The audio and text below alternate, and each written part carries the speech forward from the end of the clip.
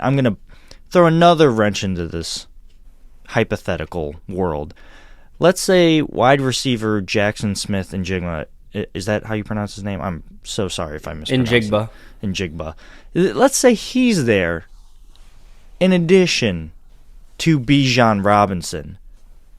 What are you doing? Is the prospect so good and is the best overall player probably in the draft at that point, Bijan Robinson, still overpowering the need and the talent, which ultimately isn't as quote-unquote star-like as compared to a Bijan Robinson, but it's still pretty damn good. Does that outweigh getting a Jaxon Smith-Njigba? Are you still picking Bijan Robinson because of who he is and what he could be, as opposed to getting a wide receiver that won't probably be, he'd probably be really good, but he's not touted as generational talent at the position like a Bijan Robinson is to running back. So for this exercise, are we putting this in a vacuum? Like there's no like we're not talking any other positions, just those two players. Just these two are on the board. Okay, so for me, I would be taking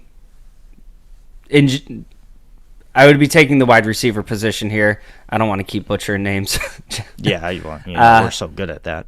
So for me, you want to be predictive. And I'll tell you one thing: we're real good at that. Yeah, we'll mess those year up. after year. For me, the wide receiver position, all the things we said, Bijan could be great, but I do like the running back room that we have put together right now. Mm-hmm. And if I'm looking at the method of building this team right now, like we have an absolute stud in Stefon Diggs. He's getting a little bit older. We do have to, at some point, address it.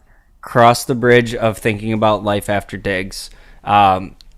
We have Gabe Davis. I think he gets a little bit more criticism than he deserves. I do think some of the criticism is deserved. But we're in a situation where if he does take the step up that everybody wants, he might price himself out of Buffalo with the cap situations we have. Yeah, then what do you do? So you're either talking about, giving him something like $15 million a year, or you have to move 15, on. 16, 17, yeah. Whether he's good or bad, you might have to move on from him. And then we have made some moves this offseason. Deontay Hardy, Trent Sherfield. You have bodies in the room. But for me, looking at the free agent market of receivers, the way it keeps going up, and these top name receivers getting $20 million, you have to take that receiver in the first round. You get the cost control for the 4 years. You get the 5th year option, and you're talking 5-6 years down the line until you actually have to give this guy the second contract. And I think there's just significantly more value there than the running back position.